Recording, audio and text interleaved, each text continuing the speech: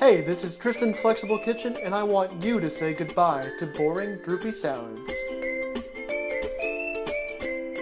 This is a beautiful salad niçoise, and although it has a fancy French name, with a little plating know-how and some grocery store basics, you can make it easily at home. And, with a flexible mindset, this dish can help inspire you to make countless variations. For this version, we have these lovely tomatoes simply cut and put on the plate, green beans boiled briefly, eggs cooked until the yolks are jammy, boiled new potatoes, quality olives straight from the jar, and some beautiful yellowfin tuna crusted in sesame seeds and briefly seared. And homemade vinaigrette couldn't be easier. In a jar, I put 1 part vinegar to 3 parts olive oil with a spoon of mustard, a pinch of salt, a grind of pepper. I give that a shake and you are ready to go. And now let's mix it up. Fresh tuna, too much for a weeknight? A quality canned tuna will do wonderfully.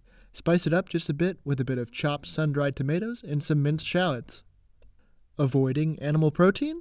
We take out the egg and replace tuna with marinated tofu. Potatoes come out for lentils or spiced chickpeas.